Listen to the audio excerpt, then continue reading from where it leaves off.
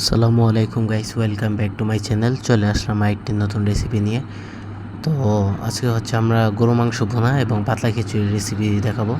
তো প্রথমে আমরা একটি কড়াইতে আধা কাপ তেল দিয়ে দিলাম এবং এখানে আধা কাপ পেঁয়াজ কুচি দিয়ে দিলাম। এখন হচ্ছে এখানে আমরা গরম মশলা দিয়ে দিলাম। এবার এটাকে আমরা ভালোভাবে নেড়ে নেব।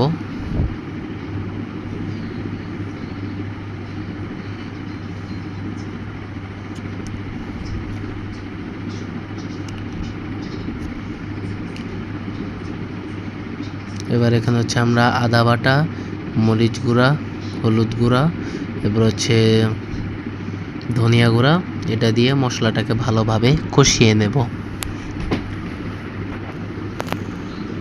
এভাবে 5 থেকে 6 মিনিট আমরা মশলাটাকে ভালোভাবে কষিয়ে নেব।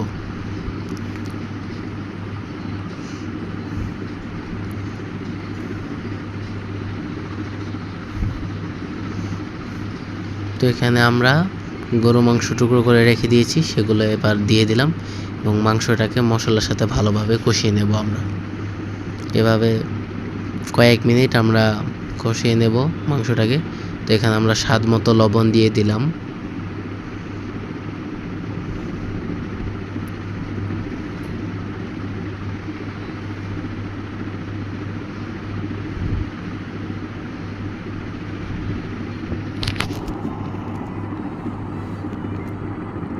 এবার আমরা এখানে আলু এবং পেঁপে দিয়ে দিলাম।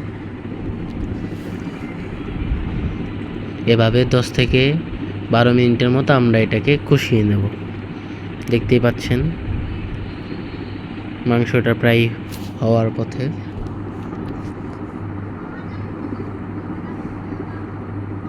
এবার এখানে আমরা হচ্ছে গরম পানি করে রেখে দিয়েছিলাম, সেটা হচ্ছে এবার এখানে ঢেলে দিলাম। তাহলে হচ্ছে আপনার মাংসটা ভালোভাবে আর কি কষানো হবে। এবার আমরা একটি পাত্রে তেল দিয়ে দিলাম, এখানে কিছু গরম মশলা দিয়ে দিলাম এবং সামান্য পেঁয়াজ কুচি এবং তেজপাতা। এবার এখানে আমরা হালকা একটু ঘি অ্যাড করে দিয়ে দিলাম ফ্লেভারের জন্য।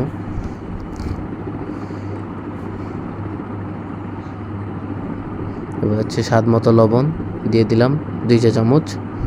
এখানে হচ্ছে আদা বাটা দিয়ে দিলাম।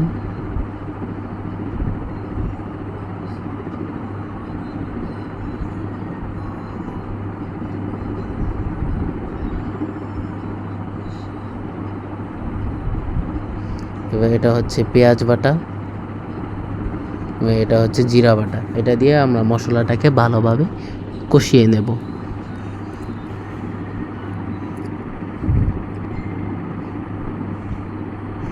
এবার হচ্ছে এখানে আমরা জিরা গুঁড়া দিয়ে দিলাম এবং সামান্য একটু পানি।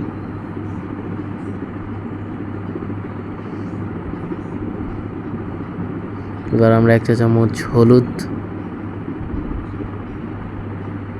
এবং 1 চা চামচ মরিচ দিয়ে দিলাম, মরিচ গুঁড়া।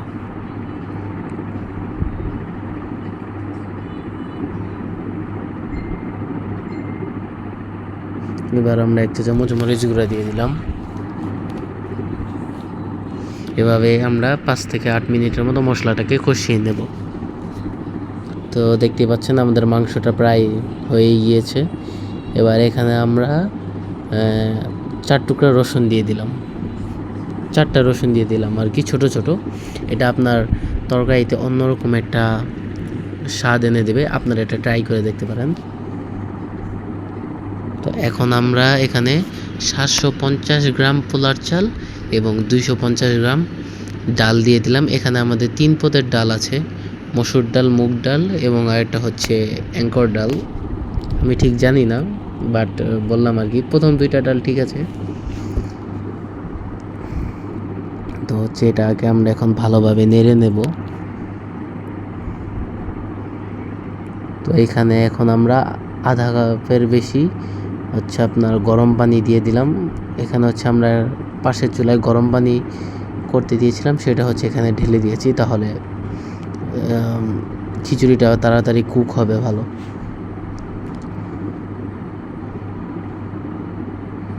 এবার এখানে আমরা সামান্য কয়েক টুকরো কাঁচামরিচ দিয়ে দেব। আমাদের মাংস হয়ে গিয়েছে, এটাকে আমরা এখন তুলে ফেলবো।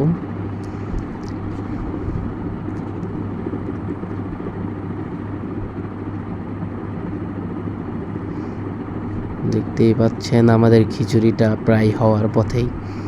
দারুণ একটা ফ্লেভার আসতেছে।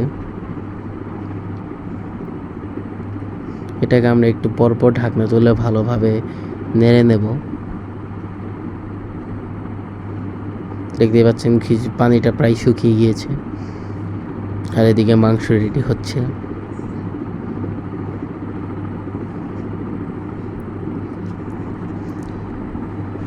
এবার হচ্ছে আমরা অন্য একটা কড়াইতে পেঁয়াজ কুচি, সামান্য একটু তেল নিয়ে নিলাম, সেখানে হচ্ছে পেঁয়াজ কুচি এবং ঘি দিয়ে দিলাম।